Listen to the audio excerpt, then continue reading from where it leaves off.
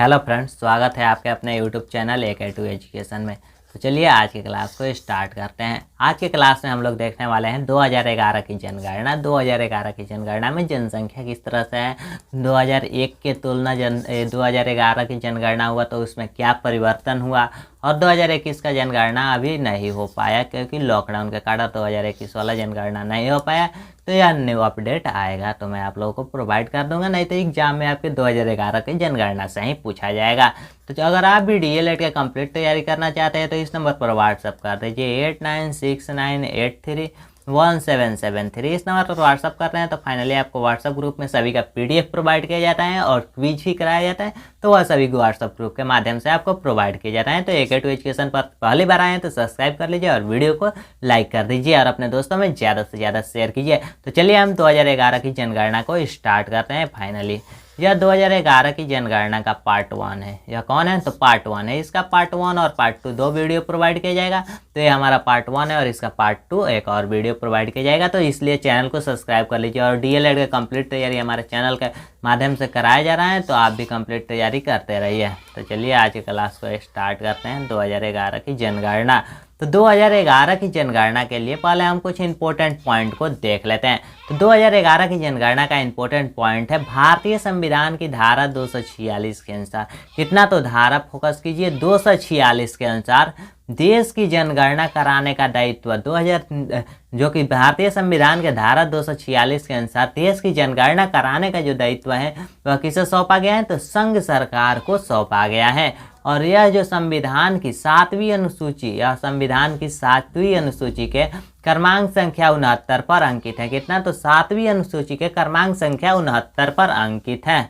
चलिए आगे देख लेते हैं। आगे है कि जनगणना संगठन, जो कि यह जनगणना संगठन केंद्रीय गृह मंत्रालय के अधीन कार्यरत है। किसके अधीन कार्यरत है, तो केंद्रीय गृह मंत्रालय के अधीन कार्यरत है।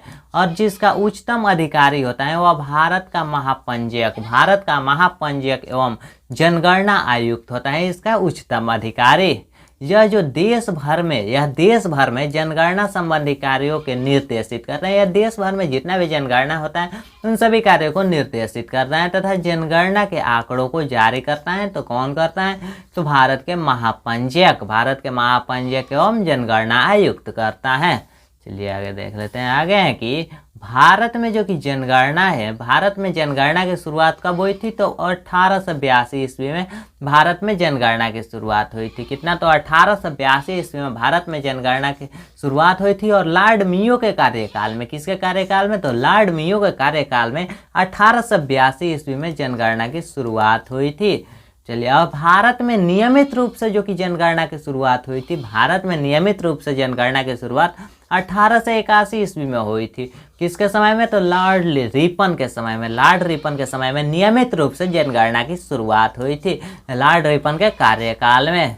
और जो कि 2011 की जनगणना भारत की 15वीं जनगणना थी। कौन थी, तो भारत के लिए 15वीं जनगणना थी 2011 की जनगणना। और 2021 की जनगणना पूछ दी जाए तो वह भारत की 16वीं जनगणना हो जाएगी। और यह स्वतंत्र भारत की 7वीं जनगणना थी। 2011 का जो जनगणना था वह स्वतंत्र भारत के तो 7वीं जनगणना थी। और 2021 के पूछ लिया जाए तो 2021 स्वतंत्र भारत की 8वीं जनगणना हो जाएगी। कौन सी, तो 8वीं जनगणना। अभी 2021 वाला जनगणना कंफर्म नहीं हो पाया, अभी हो नहीं पाया, इसी कारण से लेट हुआ है, लॉकडाउन के कारण से।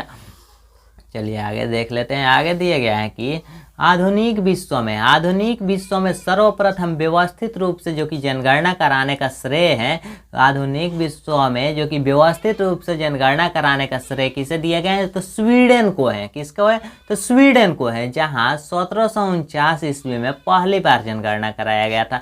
1749 ईस्वी में स्वीडन के श्रेय में पहली बार जनगणना कराया गया था। और दशकीय जनगणना का जो कि शुरुआत हुई थी 1790 ईस्वी में हुई थी। दशकीय जनगणना की शुरुआत कब हुई थी, तो 1790 ईस्वी में हुई थी, पहली बार जनगणना कराया गया था। 1790 ईस्वी में पहली बार जनगणना कराया गया। दशकीय जनगणना मतलब 10 वर्ष पर जनगणना होता है, उसी को दशकीय जनगणना कहते हैं। तो 1790 ईस्वी में पहली बार जनगणना कराया गया था, मतलब दशकीय जनगणना। उसके बाद प्रत्येक 10 साल पर जनगणना होने लगा। और जो कि दशकीय जनगणना की शुरुआत हुई थी वह 1790 ईस्वी में तो हुई ही, और यह कहाँ से हुई थी, तो अमेरिका में हुई थी। यह जो शुरुआत जो हुई दशकीय जनगणना की, यह अमेरिका में शुरुआत हुई। चलिए आगे देख लेते हैं। आगे दिया गया है कि 1801 ईस्वी में, 1801 जो ईस्वी में हुआ था वह इंग्लैंड में जनगणना की प्रारंभ हुई। इंग्लैंड में जनगणना की प्रारंभ हुई कब हुई, यह क्वेश्चन डायरेक्ट आपसे एग्जाम में पूछ दिया जाता है कि इंग्लैंड में जनगणना की शुरुआत कब हुई, तो याद कर लीजिए 1801 ईस्वी में। ज़्यादा कुछ याद नहीं करना है, कुछ मेन पॉइंट पर फोकस कीजिए। मैं आपको अब वह पॉइंट बता दे रहा हूँ।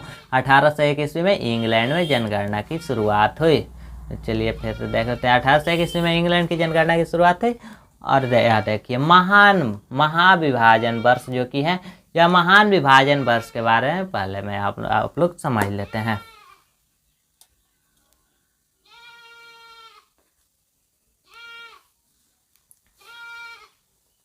चलिए अब हम लोग देखने वाले हैं महान विभाजन वर्ष। महान विभाजन वर्ष किसे कहा जाता है, तो 1921 को महान विभाजन वर्ष कहा जाता है। 1921 को महान विभाजन वर्ष कहा जाता है। भारत के जननांकीय इतिहास में 1921 ईस्वी को महान विभाजन वर्ष की संज्ञा दी गई थी। तो 1921 ईस्वी को महान विभाजन की संज्ञा क्यों दी गई थी, यह जानिए।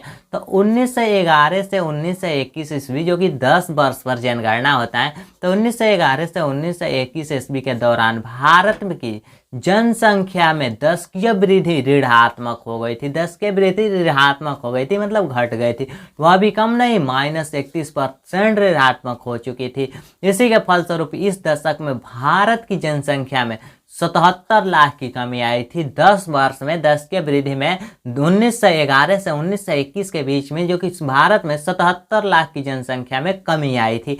इसलिए 1921 ईस्वी को विभाजन का वर्ष की संज्ञा दी गई थी। इसीलिए 1921 ईस्वी को जनसंख्या विभाजन वर्ष की संज्ञा दी गई थी। जनसंख्या विभाजन वर्ष भी कहा जाता है। चलिए आगे देख लेते हैं। आगे दिया गया है कि भारत की जनसंख्या में सर्वाधिक औसत घातकीय वृद्धि दर जो थी वह 1961 से 1971 ईस्वी के दौरान दर्ज की गई थी। कब, तो 1961 से 1971 ईस्वी के दौरान दर्ज की गई थी। यह काफ़ी इंपॉर्टेंट पॉइंट अब हम लोग पढ़ने वाले हैं कि जनसंख्या घनत्व किसे कहते हैं। पॉइंट यह बनता है जनसंख्या घनत्व कहते किसे हैं। तो जनसंख्या घनत्व का तात्पर्य प्रति वर्ग किलोमीटर में निवासित औसत जनसंख्या से है। मतलब 1 किलोमीटर में कितने व्यक्ति निवास करते हैं, इसी के रेशियो को बताने के लिए जनसंख्या घनत्व का प्रयोग करते हैं। और जनसंख्या घनत्व का जो फार्मूला क्या होता है, तो इसका जो फार्मूला होता है कुल जनसंख्या बाटा कुल क्षेत्रफल होता है। मान लीजिए जनसंख्या है 1000, मान लीजिए जनसंख्या कितना है 1000 और कितने किलोमीटर, 20 किलोमीटर में निवासित हैं, 20 किलोमीटर में निवासित हैं।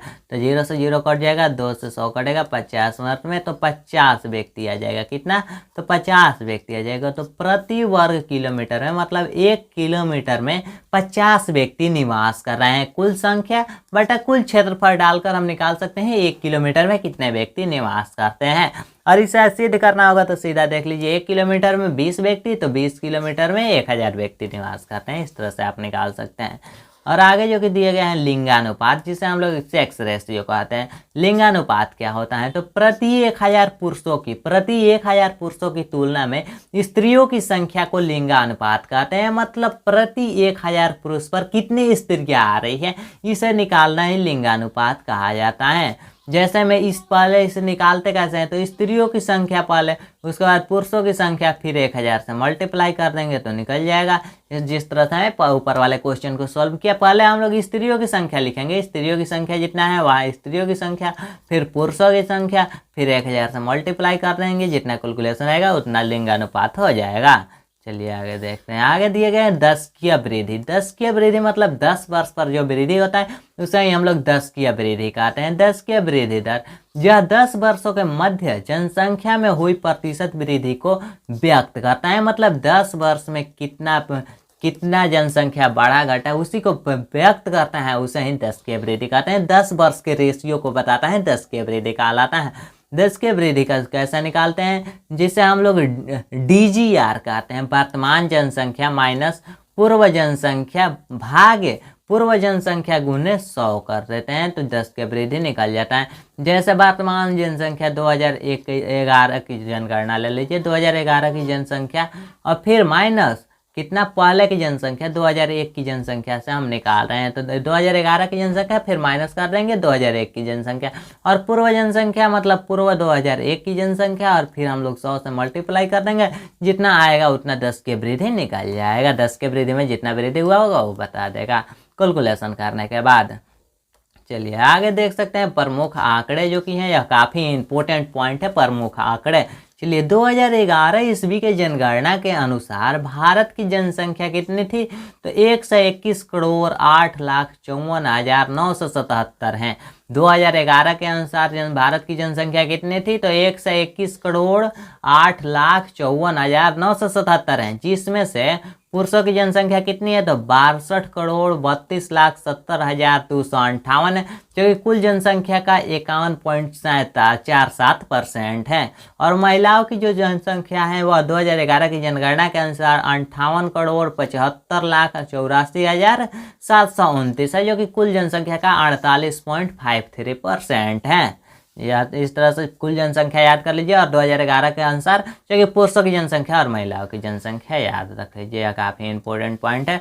चलिए 2011 की जनगणना के अनुसार भारत के जो कि कुल जनसंख्या, भारत के कुल जनसंख्या विश्व के कुल जनसंख्या का 17.5% है। 2011 की जनगणना के अनुसार जो कि भारत की जनसंख्या है यह विश्व की कुल जनसंख्या का 17.5% है। चलिए जनसंख्या घनत्व जो कि है 334 व्यक्ति प्रति वर्ग किलोमीटर, कमी से बढ़कर 382 व्यक्ति प्रति वर्ग किलोमीटर हो गई। मतलब 2001 की जनगणना के अनुसार 2001 में जो कि जनगणना हुआ था उस टाइम में 1 किलोमीटर में 324 व्यक्ति निवास करते थे, और 2011 की जो जनगणना हुआ इस टाइम में 1 किलोमीटर में 382 व्यक्ति निवास करने लगे। तो हमें सिंपल लग रहा है कि 2001 और 2011 की तुलना में वृद्धि हुआ है। अब लिंगानुपात देख लीजिए। लिंगानुपात 2001 में 933 था, और फिर उससे बढ़कर 2011 में 943 हो गया। मतलब 2001 में 1000 पुरुष पर सिर्फ 933 ही महिलाएं थी, और 2000 जो कि 11 में हुआ, 2011 की जनगणना के अनुसार जो हुआ 1000 पुरुष पर 943 महिलाएं हो गई। इस तरह से देख सकते हैं बहुत सारे जो कि पुरुष हैं वह सिंगल ही रह जाते हैं और बहुत बड़े बड़े काम कर देते हैं। इस तरह से आप ऐसा मत सोचना आप अपना शादी कर लेना, ऐसा कोई बात नहीं है। देख सकते हैं आप जैसे में बहुत सारे योगी जी हो गए, इस तरह से अनेकों उदाहरण है आपके सामने देख सकते हैं। सेक्स रेशियो ऐसे ही देख सकते हैं, लिंगानुपात इस तरह से आप समझ सकते हैं। और चलिए अगला देखिए कि शिशु लिंगानुपात जो था वह 0 से 6 वर्ष का होता है। 927 से घटकर शिशु लिंगानुपात घट गया 2001 और 2011 की तुलना में। 2001 में 927 और घटकर 2011 में 918 हो गया। चलिए आगे देख लीजिए। जनसंख्या में जो कि साक्षर लोगों की संख्या, साक्षर मतलब पढ़े लिखे शिक्षित लोग, शिक्षित लोग को कहते हैं साक्षर, शिक्षित लोग को कहते हैं साक्षर लोग। और जो पढ़े लिखे हैं, जो कि जनसंख्या में साक्षर लोगों की संख्या जो है वह 64.84% से घटकर बढ़कर 73% हो गई, 73% हो गई। और पुरुष की साक्षरता जो है वह 75.26% से बढ़कर 80.9% हो गई, और महिलाओं की साक्षरता जो है वह 53.67% से बढ़कर 64.9% हो गई। सिंपल सा आप लोग आपको दिखाई पड़ रहा है 2001 और 2011 की जनगणना में कितना वृद्धि हुआ। चलिए देख सकते हैं कि ग्रामीण क्षेत्र में जो है वह न्यूनतम साक्षरता दर वाला जो राज्य है वह कौन सा है। ग्रामीण क्षेत्र में न्यूनतम साक्षरता दर वाला राज्य आंध्र प्रदेश है, जिसमें साक्षरता के साक्षर लोग कितने हैं, पढ़े लिखे लोग कितने हैं, 60.4% शिक्षित लोग हैं। और शहरी क्षेत्र में जो कि न्यूनतम साक्षरता वाला राज्य कौन सा है, तो उत्तर प्रदेश है, जहाँ 75.1% लोग साक्षर है मतलब शिक्षित हैं। और ग्रामीण क्षेत्र में जो कि सर्वाधिक साक्षरता वाला राज्य कौन सा है, तो केरल है। ग्रामीण क्षेत्र में सर्वाधिक साक्षरता वाला राज्य केरल है। और जो कि देश में अब तक पूर्व साक्षर घोषित किया जाने वाला एकमात्र राज्य केरल है। देश में जो कि पूरी तरह से साक्षर मतलब शिक्षित घोषित किया जाने वाला एकमात्र राज्य केरल ही है जो कि शिक्षित है। चलिए आगे देख लेते हैं। आगे दिए गए हैं कि 2011 ईस्वी के अनुसार देश में अनुसूचित जाति जो कि एससी कहते हैं, अनुसूचित जाति को, व्यक्तियों की कुल संख्या 20.14 करोड़ है। 2011 की जनगणना के अनुसार देश में एससी जो कि कास्ट होते हैं, अनुसूचित जाति की जो कि व्यक्तियों की संख्या है 20.14 करोड़ है, जो कि देश की कुल जनसंख्या का 16.6% है। और 2001 में यह 16.2% है, तो 0.4% की वृद्धि हुई है, देख सकते हैं। और राज्यों में सिक्किम की जनसंख्या सबसे कम है, राज्यों में सिक्किम की जनसंख्या सबसे कम है, और राज्यों में उत्तर प्रदेश की जनसंख्या सबसे अधिक है। तो यह याद कर लीजिए, राज्यों में किसकी जनसंख्या सबसे कम है, तो सिक्किम की सबसे कम है और उत्तर प्रदेश की सबसे अधिक है।